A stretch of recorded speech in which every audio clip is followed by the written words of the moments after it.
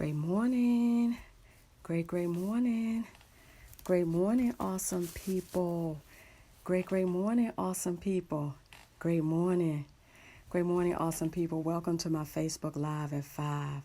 Welcome to my Facebook Live at 5. Great morning. This is Reverend Allison. Welcome to my Facebook Live at 5 a.m. Listen, today I want to share with you 2 Corinthians, the 12th chapter, the 9th verse. That's 2 Corinthians, the 12th chapter, the 9th verse. And he said unto me, My grace is sufficient for thee, for my strength is made perfect in weakness. Most gladly, therefore, will I rather glory in my infirmities, that the power of Christ may rest upon me. Meditate on this. Grieve gracefully. Grieve gracefully.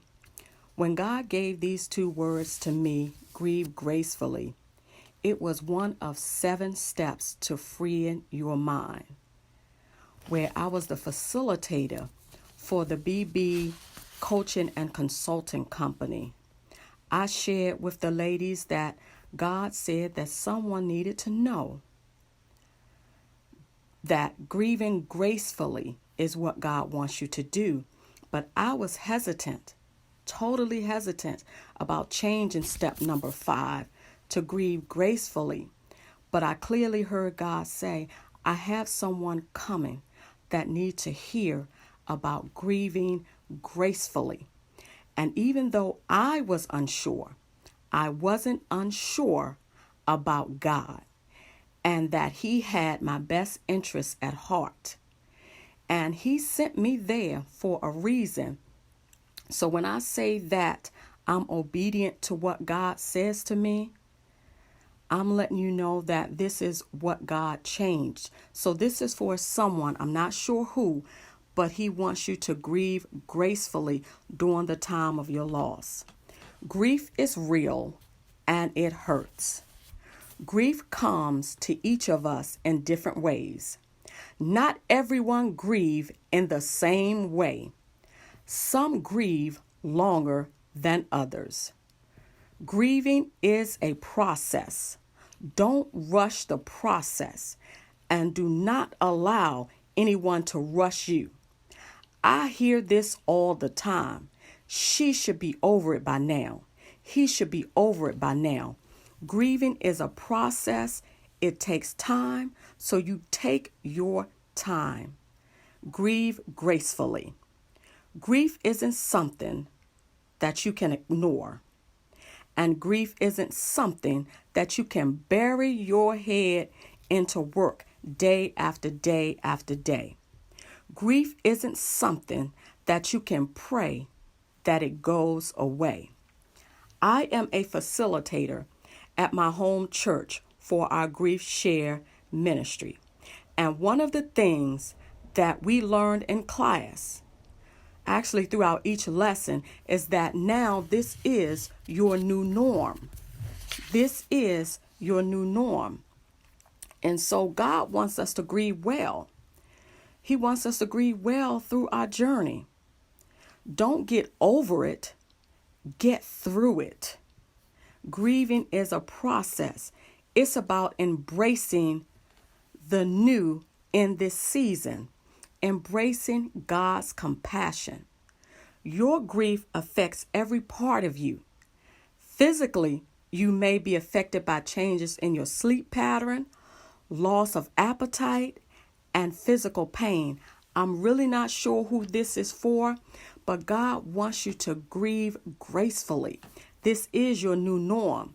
But believe it or not, some people never recognize that there is healthy grief and there is unhealthy grief. Healthy grief is grieving and letting it out, releasing it, because it's your new norm. Unhealthy grief is isolation, where you stop reaching out to others, where you stop taking phone calls, you stop receiving emails, and you go into seclusion. That's unhealthy grief. So there's healthy grief and there's unhealthy grief. 2 Corinthians 12:9 says, my grace is sufficient for thee, for my strength is made perfect in weakness. So whenever we are in need of healing and need of comfort, God is there for us. And so he wants us to grieve gracefully, knowing that we can depend on him, knowing that now this is your new norm. We have to learn how to discipline our thoughts, manage our emotions. It's amazing, but in our new norm, we have to learn how to set new goals for our life without that loved one being there. Knowing that God will restore you, so keep trusting him and don't lose heart. One thing that I found is that when I focus on helping someone else, I'm healing in the process. Sometimes it takes you going out and helping someone else in order for you to see, you know what? I can get through this in time. That's someone you loved. So it's not something that you can just brush under the table. It's not something that you can say, you know, I'll close out the good times and the times that we had together. That's not something that you can quickly forget, because that person was a part of your life. And so that's why God is saying, grieve gracefully and grieve your own way. Focus on, knowing that whatever you're going through, God knows all about it. And God wants us to grieve well. God wants us to grieve through our journey. And God is watching, and he hears our prayers. God wants us to grieve gracefully. When you're grieving, be patient with yourself. Be patient with yourself during your grieving process. Why? You may struggle to think clearly. Your emotions may seem confusing and difficult to control. Your relationships are also affected by grief. When you lose someone you love, life turns to normal in about 14 days for everyone else but you. Did you hear what I said? When you lose someone you love, life returns to normal in about 14 days for everyone else but you. If you're feeling stuck in sorrow, you're not alone. There is no formula, no right or wrong way to grieve. Grieving is a process. It takes time. It could take years. You love that person for years. It could take time for you to get there. But God wants you to recognize your new norm. Matthew 11:28 says, "Come unto me, all ye that labor and are heavy laden, and I will give you rest." Remember, it's okay to ask for help. It's okay to reach out to other people and invite the Lord into what's going on. The Lord will strengthen you through your mourning season. You need to recognize and remember that the Lord is close to the broken heart, and he saves those who are crushed in spirit. And accept that this is your new norm, and you can go on and you will be okay. I say that because sometimes I have a habit of attaching dates with things that have happened in my life. So to date, see how I just did it? To date, my grandmother has been, I don't want to say released, but released unto my father, and it's been 18 years now, 18 years that she's been up in heaven. But I remember it just like it was yesterday, 18 years, and I still remember April the 5th when I received the call. I still remember my biological father passing away, 1994. I remember exactly where I was. I remember my only aunt passing away, 1997. So it's like I remember those dates, and I attach it to certain things that we attach to when our loved ones pass away. It can be good and it can be bad. That's why I say that there's healthy grief and then there's unhealthy grief. It used to be a time that every April the 5th, I would shed a tear. I would kind of be a little bit emotional. But as time go on, I kind of smile a lot. And I hear everything that my grandmother used to say to me, all the wisdom she would pour into me, how calm she was, how sweet she was. And then just recently, February of this year, I lost, I call her my sister because we grew up like sisters, but she's my first cousin. But I lost my sister. And so I realized that that was hard for me. And honestly, when I received the call on January the 21st of this year, I was getting ready to teach the grieving ministry in February. So here I am trying to go teach, but I was hurting. I was hurting trying to help someone else that was going through their grieving process. And so I realized that when I received that call, I cried, but I didn't cry. It's like I heard it, but I didn't receive it. And I didn't even receive it until the day that I had to eulogize her. That's the day that it all came down that, this is my new norm. I won't be able to call this person anymore. I won't be able to say or hear her say a funny joke or something smart, so that was my new norm. But in the process of me trying to get past my new norm, God had me in place to help someone else get past their new norm.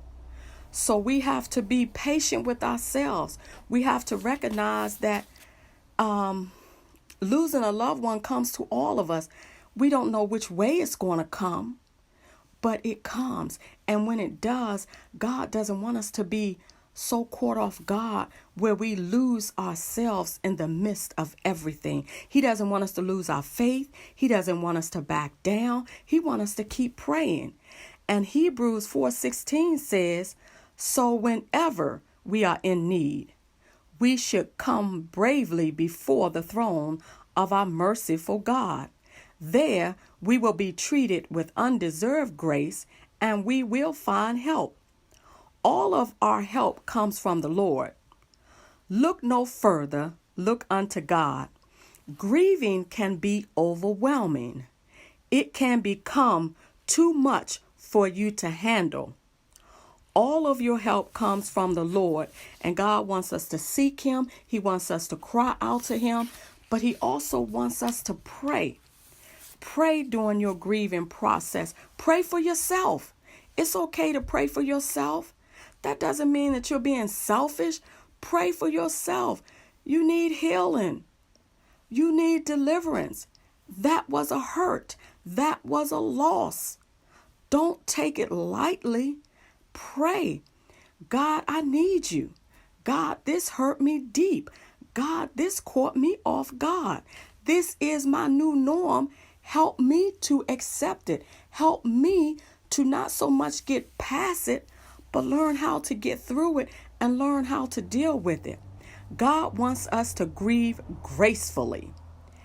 And He wants us to, one thing that I've learned to do when I'm going through is that I reach out to a trusted friend to pray for me, to specifically pray for my heart to begin to heal. You notice I said a trusted friend. I reach out to a trusted friend, someone that I know that's praying in season and out of season, someone that I know that's coming into agreement with me about being healed. Because sometimes it's so overwhelming for you that you need someone to come and just pray for you, speak a word for you. And if so, you may need to go back and, connect with your pastor, a hospice provider, or a professional grief counselor. A professional grief counselor. Remember, I said I am a facilitator. I am not a counselor.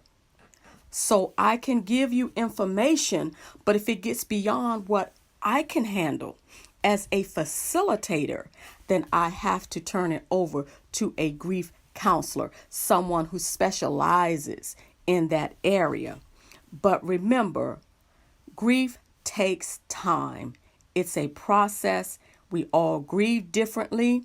Each person has their own timeline and unique way of coping with loss. There is no right or wrong way to grieve. There is no right or wrong way to hurry up and get past the grieving process. Remember that God is with you, but you may not always feel him with you. Grief can cloud your ability to sense his presence, just like the clouds obscure our view from the sun, but God is there. God is always with us.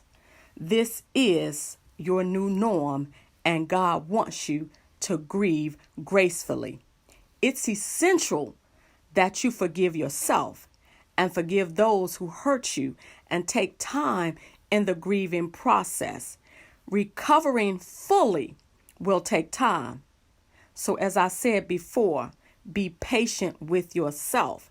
And remember, sometimes when people come to you, not everyone know how to say the right things to you at the right time.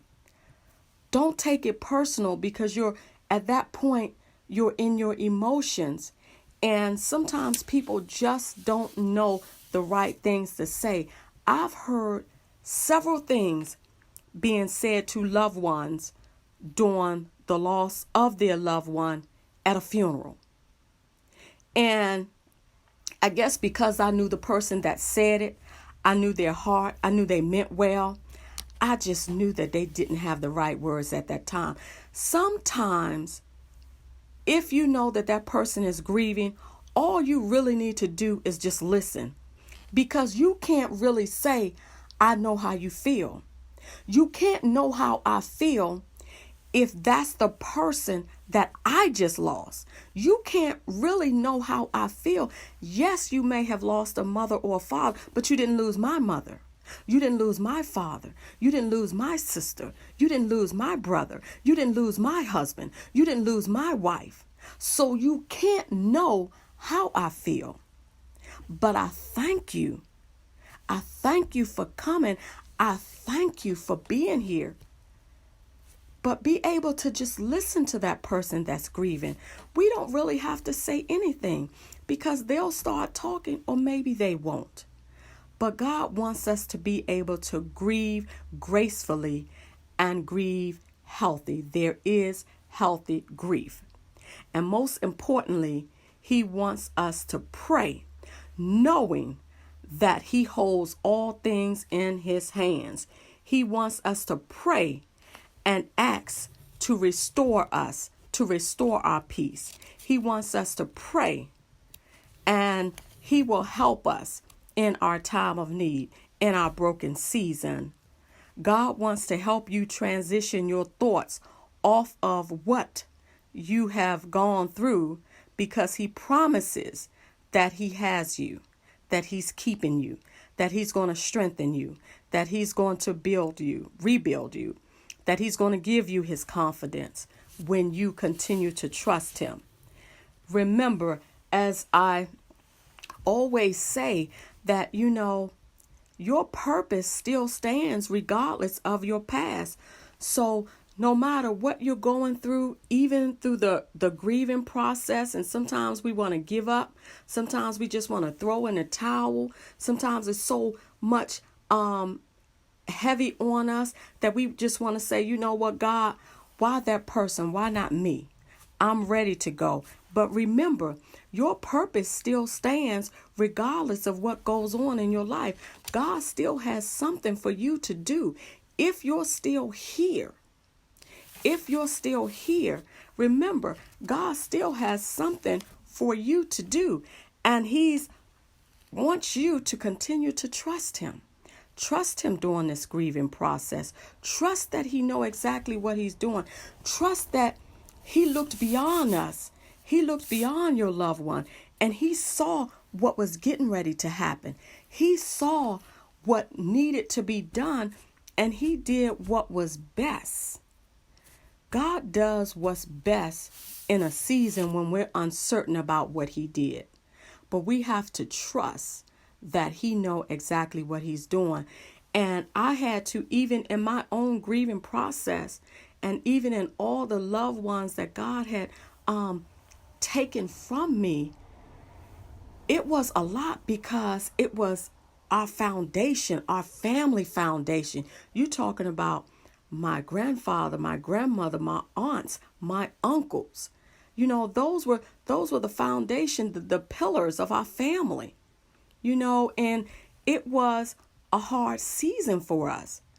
It was such a hard season when we were losing family members back to back. Some people are going through the grieving process, and really they don't even have time to grieve because they may have lost someone in January, turned back around and lost a loved one in February, turned back around and lost a loved one in March, and never ever really had time to grieve.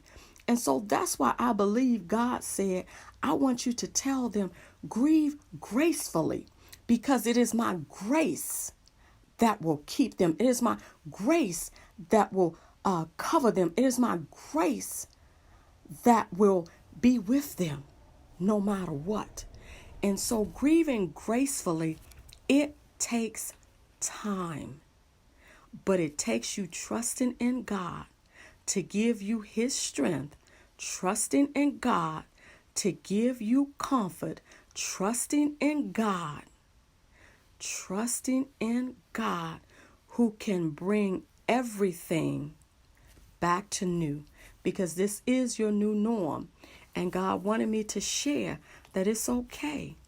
It's okay. It will be okay in due time. God will wipe the tears from our eyes in due time. God will heal our heart in due time. But he wants us to always pray. He wants us to always pray. He wants us to always seek him. I seek God about everything. I seek God more than I ever had before. I seek God about everything. That's why when God told me, I need you to change number 5, yes, again, I was unsure, but I wasn't unsure about God. See, that's one thing about me, is that I'm not unsure when God tells me something. I know that God specifically told me to change number 5. And I know God specifically told me to do that because someone needed to hear it. Someone needed to know that this is your new norm and it's okay to grieve gracefully because I have your back. I have you covered. We serve a mighty God. We serve a God that will keep us. He will keep us strong. He will carry us. When you can't carry yourself, actually, when you stop trying to carry yourself, God will carry you. God will direct you. God will lead you. God will give you his joy. He will give you his love. He will give you his peace. He will give you his understanding. Because right now, when we lose a loved one, we start questioning God. When we lose a loved one, we start trying to find reasons. Why did this happen? Why did it happen that way? Why did God take my loved one at this time? Why did God do this? Why did God, we just kind of go through all of these seasons of, God, I can't believe you did this to me. God, I can't believe that this happened. God, I thought we were supposed to be together to the end of time. God, I was looking to do a few more things, with my family member, with my husband, with my wife, with my children. We don't know why God does what he does, but when you trust God, he'll reveal things to you in time. He'll reveal things to you in season. And God knows exactly what he's doing. Just like when we entered into the earth, God knew exactly what he was doing when Allison was born. He knew that he had a purpose and a plan for my life. Things are just unfolding for me. Things are just being revealed to me day to day, because now God can trust that I trust him enough to know that whatever decision he makes in my life, I am okay with it. Whatever decision he makes in my life, I'm okay with it. Why? Because I trust that he has my best interests at heart.